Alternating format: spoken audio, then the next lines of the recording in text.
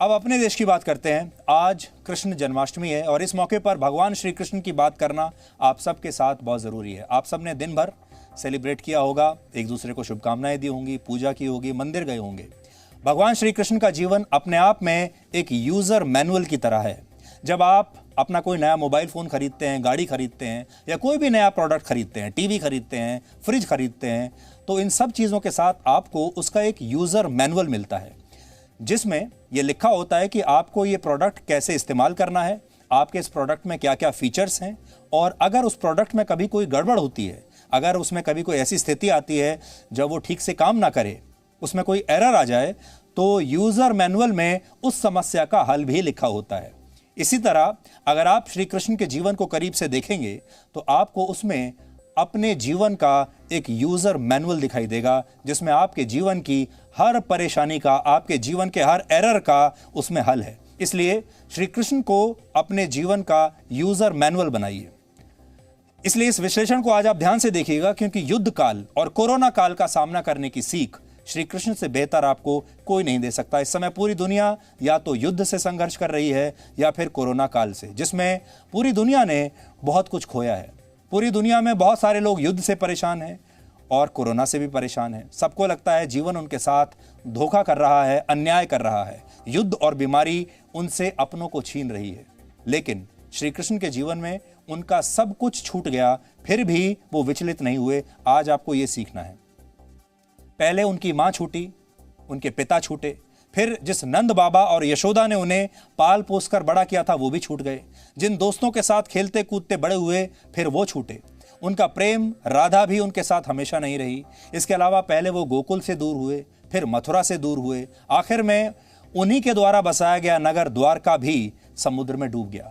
लेकिन अगर कुछ नहीं छूटा तो वो थी उनकी मुस्कान और उनकी सकारात्मकता। इसीलिए श्री कृष्ण दुख के नहीं बल्कि उत्सव के प्रतीक हैं, क्योंकि श्री कृष्ण अकेले हैं जिनका जन्म रोते हुए नहीं बल्कि हंसते हुए ही हुआ था, और वो पूरे जीवन मुस्कुराते रहे। ये अलग बात है कि उनका पूरा जीवन युद्ध में बीता, संघर्षों में बीता और चुनौतियों के बीच बीता। उन्होंने भी सुख का एक दिन शायद नहीं देखा होगा। कुछ लोगों के जीवन में युद्ध आ जाता है तो कुछ लोगों को अपना जीवन ही युद्ध जैसा लगने लगता है। आप में से भी बहुत लोग होंगे जिन्हें लगता होगा कि आपका अपना जीवन युद्ध से कम नहीं है। लेकिन भगवान श्री कृष्ण बिना विचलित हुए जीवन भर युद्ध लड़ते रहे। जरासंध नाम का राजा हर बार मथुरा पर आक्रमण करता था और श्री कृष्ण ने उसे कई बार युद्ध में हराया, लेकिन फिर उन्हें लगा कि यह समय और ऊर्जा की बर्बादी है। इसलिए उन्होंने मथुरा को छोड़ दिया और गुजरात जाकर एक नया नगर बसाया जिसका नाम था द्वारका।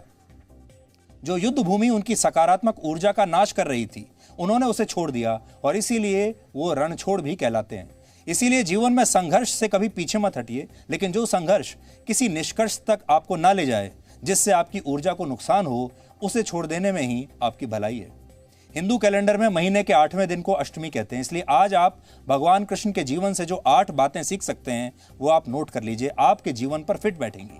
पहली बात, आप अपने कर्म को सबसे ज्यादा महत्व दें, लेकिन फल की चिंता ना करें। यानी लक्ष्य तक पहुंचने की यात्रा का आनंद लें, लक्ष्य को हासिल करने के बारे में ही हमेशा ना सोचते रहें।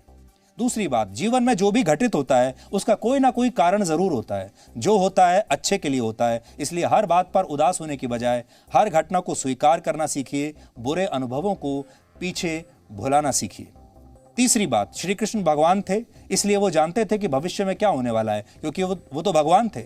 सब जानते हुए भी वो वर्तमान में जीते रहे और इसी हिसाब से योजनाएं बनाते रहे, उसी हिसाब से संघर्ष करते रहे। इसलिए कल क्या होगा इसकी चिंता छोड़कर आज जो है उसका आनंद लीजिए। चौथी बात, भगवान कृष्ण कहते थे क्रोध, लोभ और अहंकार नर्क के 3 द्वार हैं। इसलिए इन तीनों बुरी आदतों को आज ही त्याग दीजिए और जीवन में शांति को अपनाइए। पांचवी बात, श्री कृष्ण ने जीवन भर त्याग किया, क्योंकि त्याग के बिना कुछ भी हासिल नहीं होता। इसलिए जीवन में आगे बढ़ने के लिए अपने आराम, पैसे, समय और सुरक्षा के भाव का त्याग करने के लिए हमेशा तैयार रहिए। छठी बात, भगवान कृष्ण द्वारका के राजा थे, बहुत बड़े कुशल योद्धा थे, उनके पास सब कुछ था, लेकिन वो विनम्र बने रहते थे और हमेशा दूसरों को खुशियां देने की कोशिश करते थे। यही आपको भी करना है, क्योंकि बिना विनम्रता के बड़ी से बड़ी सफलता भी बेकार है। सातवीं बात, श्री कृष्ण भगवान होते हुए भी महाभारत के युद्ध में अर्जुन के सारथी बने। वो सिखाते हैं कि कोई भी काम छोटा या बड़ा नहीं होता और आपको अपने काम से हमेशा प्रेम करना चाहिए। 8वीं और आखिरी बात, आज के दौर में अच्छे और सच्चे मित्र बहुत कम लोगों को मिलते हैं। अगर आपके पास ऐसे मित्र हैं तो उन्हें श्री कृष्ण की तरह सहेज कर रखें और इसके बदले में हमेशा ऐसे मित्रों के काम आते रहें।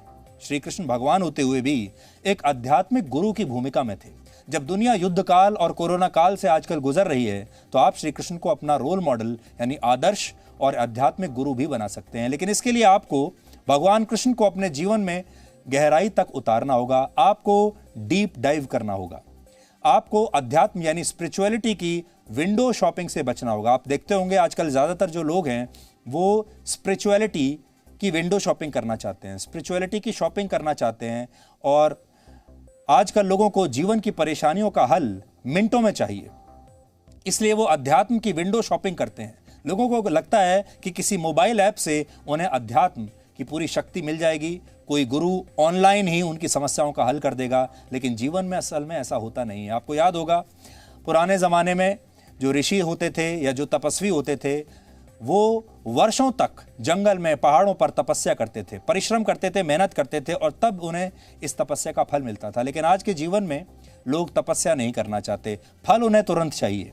जीवन में हमें जो पीड़ा अनुभव होती है, जो दर्द अनुभव होता है, उसे आप अपने जीवन का एरर समझिए। लेकिन श्री कृष्ण का मैनुअल कहता है कि जब तक आप इस दुख और पीड़ा से होकर गुजरेंगे नहीं, तब तक आप खुद को अपग्रेड नहीं कर पाएंगे। यानी अगर आपको अपने बेहतर वर्जन का निर्माण करना है, जीवन में आगे बढ़ना है, तो दुख और पीड़ा से भागिए मत, क्योंकि दुख के बगैर कुछ भी हासिल नहीं होता।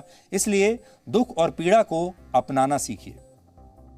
यहां तक कि हमारी जो विदेश नीति है भारत की, वो भी श्री कृष्ण से कई बार प्रेरित दिखती है और इस बात का जिक्र भारत के विदेश मंत्री एस जयशंकर ने अपनी किताब में भी किया है। उनकी किताब का नाम है the India way, strategies for an uncertain world. उदाहरण के लिए पांडव संख्या में कम थे, उनकी सेना भी कमजोर थी, लेकिन श्री कृष्ण के निर्देश पर पांडवों ने अपनी ब्रांडिंग पर बहुत काम किया। हालांकि युद्ध के नियमों को पांडवों ने भी उतना ही तोड़ा जितना कौरवों ने तोड़ा था, यानी दोनों ने फाउल किए थे, युद्ध के नियमों को तोड़ा था, दोनों ने गलत तरीकों का भी इस्तेमाल किया था, धोखाधड़ी भी की थी। महाभारत के युद्ध में अश्वत्थामा नामक एक हाथी को मार दिया गया। फिर फैलाया गया कि युद्ध में द्रोणाचार्य का पुत्र अश्वत्थामा मारा गया है। द्रोणाचार्य और अश्वत्थामा मिलकर पांडवों पर भारी पड़ रहे थे। अब युधिष्ठिर झूठ नहीं बोलते थे, इसलिए जब द्रोणाचार्य ने उनसे सच पूछा तो युधिष्ठिर ने कह दिया कि अश्वत्थामा मारा गया, परंतु हाथी। लेकिन जब युधिष्ठिर ने परंतु हाथी कहा तब जोर से शंख बजा दिया गया और पूरी बात वो सुन नहीं पाए। द्रोणाचार्य को लगा उनका पुत्र मारा गया और ये सुनकर उन्होंने शस्त्र त्याग दिए। इसी तरह कौरवों ने भी अभिमन्यु को छल से मारा था। पांडवों के लक्षागृह में आग लगाई थी छल से, यानी दोनों तरफ से छल कपट हुआ, लेकिन पांडवों ने अपनी सकारात्मक ब्रांडिंग के दम पर अपनी छवि को बरकरार रखा। यह श्री कृष्ण का कमाल था। यानी सकारात्मक ब्रांडिंग उस जमाने में भी बहुत जरूरी थी। इसीलिए आप आज कौरवों को एक खलनायक के तौर पर देखते हैं और आप पांडवों को एक नायक के तौर पर देखते हैं, क्योंकि उनकी तरफ श्री कृष्ण थे। भारत किसी के खिलाफ आक्रामक रुख नहीं अपनाता। महाभारत में अर्जुन भी ऐसा ही करते हैं। अर्जुन तो युद्ध में उतरना भी नहीं चाहते, लेकिन श्री कृष्ण के समझाने पर वो युद्ध के मैदान में गए और भारत भी ऐसा ही करता है। जब भारत की अखंडता पर हमला होता है तो भारत पीछे नहीं हटता। कृष्ण बार बार अपने शत्रुओं को माफ करते थे, इनमें शिशुपाल भी शामिल था। श्री कृष्ण ने धैर्य रखा, लेकिन आखिरकार सुदर्शन चक्र चलाकर शिशुपाल का वध किया।